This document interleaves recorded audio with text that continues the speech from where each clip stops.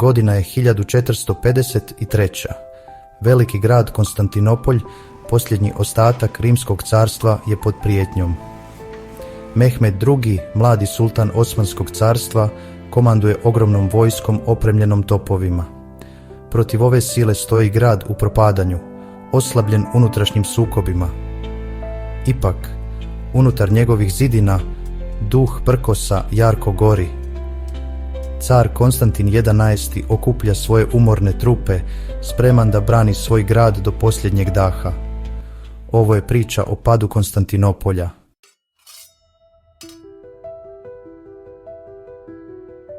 Opsada Konstantinopolja bila je sukob svjetova. S jedne strane, Bizantijsko carstvo, nasljednik Rima, bastion hrišćanstva. Preko Bosfora, Osmansko carstvo pogonjeno islamskim žarom. Mehmed II, osvajač, želio je da Konstantinopolj postane dragulj njegovog carstva. Opsada je počela u aprilu 1453. Osmanske snage, koje su brojale stotine hiljada, opkolile su grad. Branioci, brojčano nadjačani ali odlučni, držali su zidine. Sudbina Konstantinopolja visila je o koncu.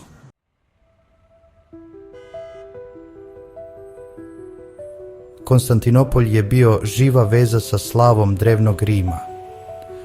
Osnovan 330. godine nove ere od strane cara Konstantina Velikog, zamišljen je kao novi Rim. Više od 1000 godina stajao je kao svjetionik civilizacije. Njegove ulice su vrvjele od života, a luke su bile pune brodova. Grad je postao mjesto susreta kultura, gdje se istok susretao sa zapadom.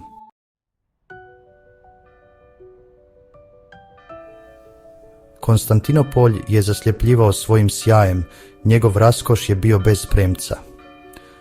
U njegovom srcu nalazio se hipodrom, ogromna arena za trke dvokolica. U blizini Aja Sofija sa svojom uzdignutom kupolom stajala je kao svjedočanstvo bizantijske genijalnosti. Ulice grada bile su ispunjene veličanstvenim palatama i živim tržnicama. Konstantinopolj je bio i centar učenja, a njegove biblioteke su čuvale drevne tekstove.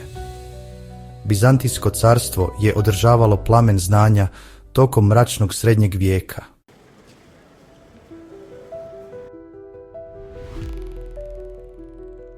Ovo blago štitili su legendarni bedemi Konstantinopolja. Građene vjekovima, ove utvrde su smatrane praktično neosvojivim. Kule su se uzdizale u pravilnim razmacima, pružajući platforme za strijelce i artiljeriju. Jarkovi i rovovi dodatno su ometali napadače.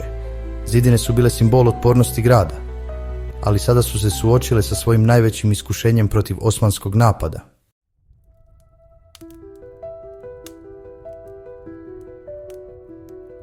Do 15. vijeka Bizantijsko carstvo se smanjilo na sjenu nekadašnjeg sebe. Vijekovi ratovanja i ekonomskog propadanja uzeli su svoj danak. Nekada prostrane teritorije svedene su na raštrkane posjede. Carski dvor bio je razdiran frakcijama i spletkama. Bizantijski narod se suočio sa neizvjesnom budućnošću, njihova sudbina je visila o koncu.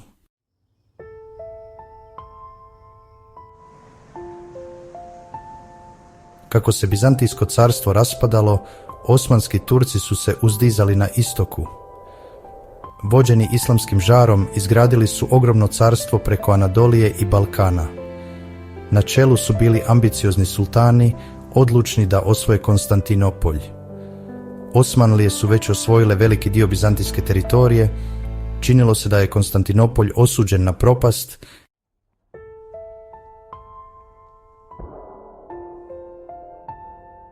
Dolazak Mehmeda II na vlast označio je prekretnicu za Konstantinopolj.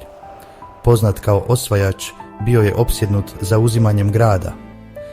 Mehmed je godinama učvršćivao vlast i pripremao se za sukob, ojačao je svoju vojsku i uložio mnogo u artiljeriju.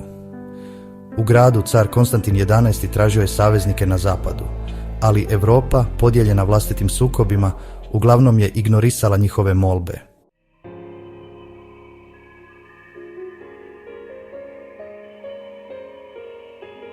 prvi mjeseci 1453. donijeli su slutnju Konstantinopolju. Mehmed je okupljao ogromnu vojsku kujući ogromne topove. Car Konstantin je neumorno radio na pripremi odbrane. U gradu je raspoloženje bilo mješavina prkosa i očaja. Osmanlije pod Mehmedom izgledale su nepobjedive.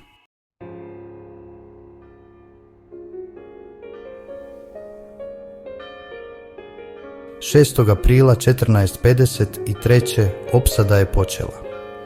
Osmanska vojska, snage preko 100.000, rasporedila se oko gradskih zidina. Početni napad bio je usmjeren na kopnene zidine Konstantinopolja. Mehmedove trupe napadale su talas za talasom pješadije. Branioci su se hrabro i odlučno borili, ali Osmanlije su posjedovale novo oružje – top.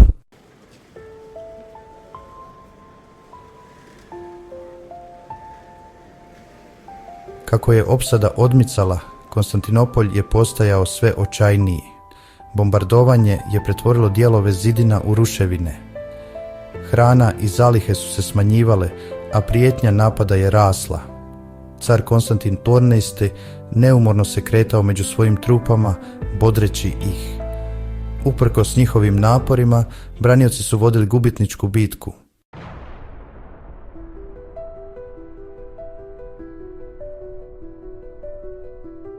Kako je opsada ušla u drugi mjesec, grad je utonuo u očaj. Bombardovanje je pretvorilo četvrti u ruševine, vazduh je bio gust od dima. Unutar zidina među stanovništvom se pojavila duboka podjela. Neki su se držali nade, moleći se za čudo. Drugi, iscrpljeni sedmicama bombardovanja, šaputali su o predaji.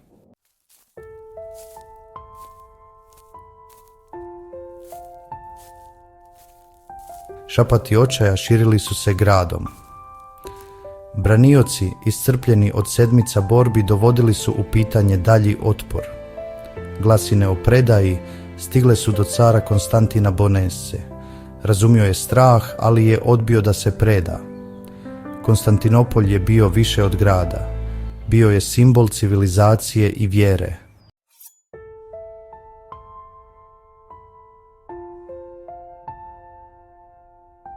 Konstantin XI, lice mu je bilo ispijeno od umora, ali su mu oči gorjele čeličnom odlučnošću, okupio je svoje iscrpljene trupe.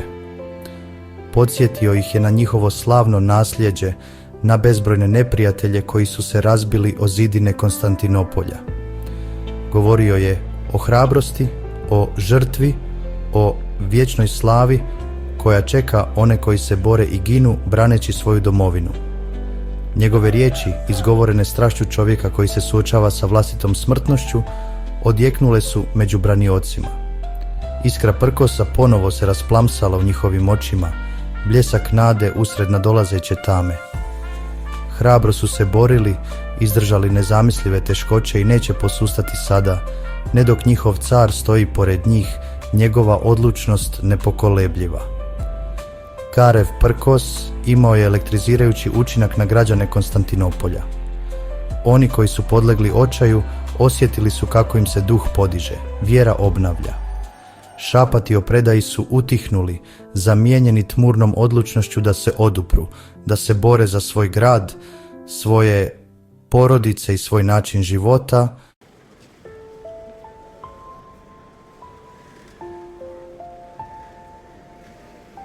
29. maja 1453. dok je svanjivalo nad opkoljenim gradom, osmanske snage pokrenule su svoj konačni napad. Vazduh je vibrirao od grmljavine topova, nebo je potamnilo od grada strijela. Mehmed II, osjećajući pobjedu nadohvat ruke, oslobodio je svu bijes svoje vojske. Talas za talasom vojnika navaljivao je prema oslabljenim zidinama Konstantinopolja. Branioci smanjenog broja, ali nepokolebljivog duha, dočekali su navalu žestinom rođenom iz očaja. Borili su se sa svime što su imali. Njihovi mačevi su sjevali na jutarnjem suncu. Njihovi krici prkosa odjekivali su iznad buke bitke. ali plima se okrenula protiv njih. Osmanske snage, pogonjene vjerskim žarom i obećanjem pljačke, pokazale su se nezaustavljivim. Tog kobnog dana zidine Konstantinopolja, nekada smatrane neosvojivim, probijene su. Branioci, nadjačani ogromnim brojem svojih neprijatelja, borili su se hrabro, ali uzalud. Grad, vjekovima svjetionik civilizacije, pao je u ruke Osmanlija, njegove ulice su pocrvenjele od krvi njegovih branilaca.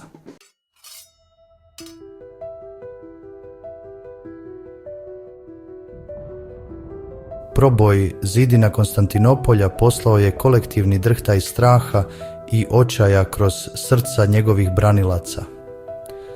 Sedmicama su se borili s nepokolebljivom hrabrošću, odbijajući napad za napadom, držeći se vjerovanja da će njihov grad, zaštićen Bogom i svojim moćnim zidinama, ostati prkosan.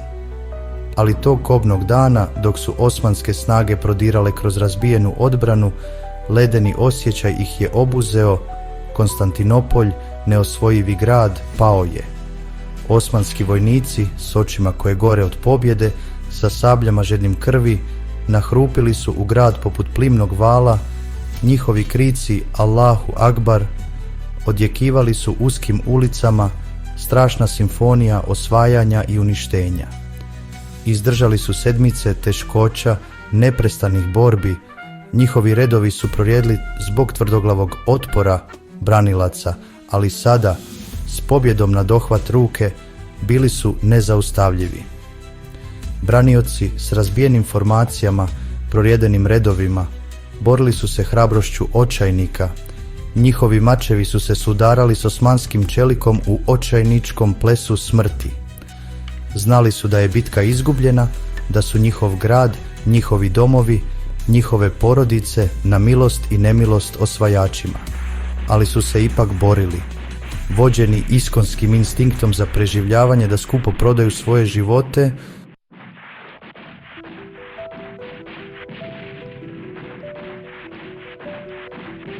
usred haosa i pokolja u palom gradu, car Konstantin XI, s oklopom isječenim i krvavim, s licem maskom tmurne odlučnosti, okupio je svoje preostale trupe, malu skupinu odanih vojnika koji su odlučili da se posljednji put bore uz svog cara.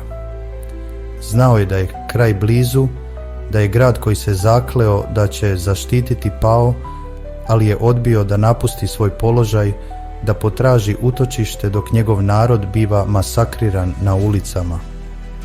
Sa teškim srcem, ali nepokolebljivom odlučnošću, poveo je svoje ljude u posljednji, očajnički juriš protiv nadolazećih osmanskih snaga.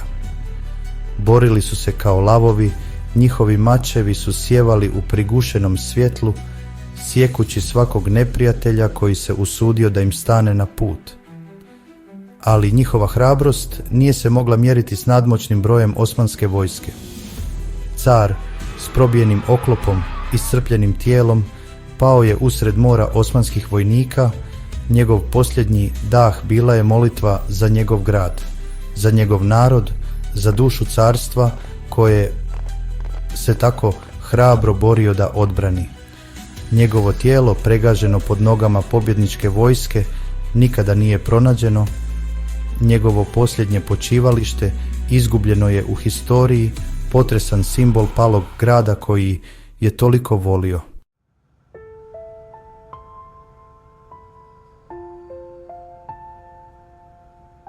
Kako se tama spuštala na osvojeni grad, smrtonosna tišina spustila se na ulice, oštar kontrast buci bitke koja je bjesnila samo nekoliko sati prije. Nekada ponosni Konstantinopolj, 1000 godina svjetionik civilizacije, ležao je u ruševinama, njegove ulice bile su prekrivene tijelima njegovih branilaca, njegove zgrade ožiljcima od vatre i bombardovanja, njegov duh slomljen žestinom osmanskog osvajanja. Osmanski vojnici, opijeni pobjedom i ratnim plijenom, lutali su razorenim ulicama, njihov smijeh bio je okrutno ruganje patnji grada. Pljačkali su kuće i crkve, njihova pohlepa nije poznavala granice, Njihova djela bila su oštar podsjetnik na brutalnost rata. Građani Konstantinopolja, oni koji su preživjeli pokolj, skrivali su se u svojim domovima, srca su im bila ispunjena strahom i neizvjesnošću, njihova sudbina je precariously visila o koncu. Pad Konstantinopolja poslao je udarne valove širom poznatog svijeta. Na zapadu vijest je dočekana s nevjericom i užasom. Gubitak tako strateški važnog grada, bastiona kršćanstva, viđen je kao predznak daljnjeg osmanskog širenja, prijetnja samom kršćanstvu. Na istoku, pad Konstantinopolja učvrstio je položaj Osmanskog carstva kao velike sile s kojom se treba računati. Njegova pobjeda svjedočanstvo je ambicije i nemilosrdnosti njegovog sultana, Mehmeda II, sada zauvijek poznatog kao osvajač.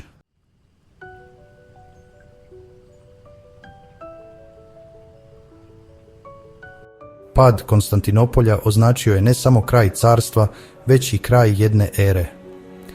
Bizantijsko carstvo, više od 1000 godina most između istoka i zapada, riznica drevnog znanja i kulture, nestalo je s karte, njegovo nasljeđe prepušteno je historijskim knjigama. Osmansko osvajanje uvelo je novu eru, onu u kojoj je islamski svijet vladao ogromnim dijelom teritorije. Njegov utjecaj se protezao od obala sjeverne Afrike do vrata Beča. Konstantinopolj, preimenovan u Istanbul, postao je glavni grad ovog rastućeg carstva.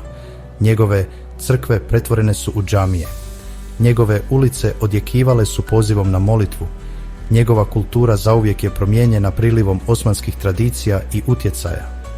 Pa ipak, čak i u porazu, duh Konstantinopolja je opstao. Grad, obnovljen i revitaliziran pod osmanskom vlašću, nastavio je da napreduje kao središte trgovine, kulture i diplomatije, svjedočanstvo njegove trajne važnosti kao raskrižja civilizacija. Pad Konstantinopolja, tragedija za Bizantince, označio je početak novog poglavlja u dugoj i bogatoj historiji grada. Poglavlja napisanog jezikom osvajanja, transformacije i na kraju otpornosti.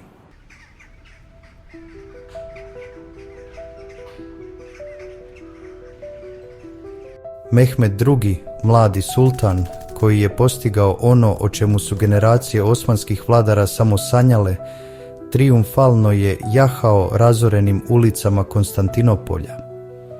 Zauzeo je grad za islam, ispunivši proročanstvo i učvrstivši svoje nasljeđe kao nenadmašnog osvajača. Ali, usred slavlja pobjede, osjećaj tmurne refleksije spustio se na sultana. Sišao je s konja i polako krenuo prema Aja Sofiji, veličanstvenoj katedrali koja je vjekovima stajala kao simbol bizantijske moći i kršćanske vjere. Njena ogromna kupola, probijena bezbrojnim prozorima, činila se da dopire do neba, svjedočanstvo genijalnosti i umjetnosti minulog doba. Sultan, pobožni musliman, naredio je da se katedrala očisti i posveti kao džamija. Njeni mozaici prekriveni, njene ikone uklonjene. Pa ipak, Mehmed II, uprkos svojoj nemilosrdnosti u ratu, posjedovao je duboko poštovanje prema kulturnim blagovima koje je naslijedio. Zabranio je svojim vojnicima da pljačkaju ili uništavaju drevne spomenike grada, prepoznajući da se nasljeđe Konstantinopolja proteže daleko izvan njegovog vjerskog značaja. Zamišljao je Istanbul, kako će se grad sada zvati, kao središte učenja, mjesto susreta kultura, dostojnog nasljednika bizantijske prijestolnice koju je osvojio.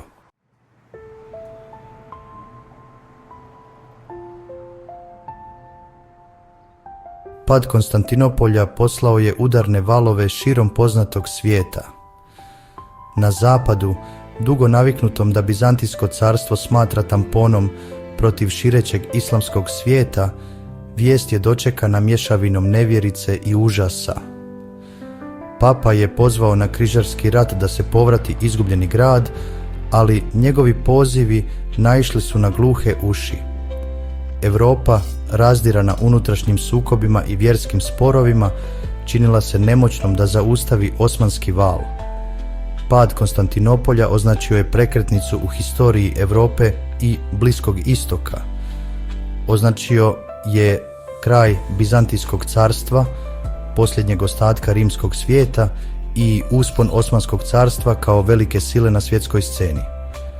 Osmansko osvajanje prekinulo je trgovačke puteve između istoka i zapada, doprinoseći propadanju italijanskih gradova država poput Venecije i Genove, koje su se obogatile kroz svoje trgovačke veze s Konstantinopoljem.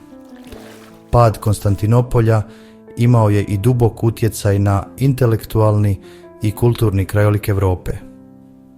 Bizantijski učenjaci, bježeći od osmanskog osvajanja, nosili su sa sobom drevne grčke i rimske tekstove, pokrećući obnovljeni interes za klasično učenje na zapadu, fenomen koji će kasnije doprinijeti renesansi.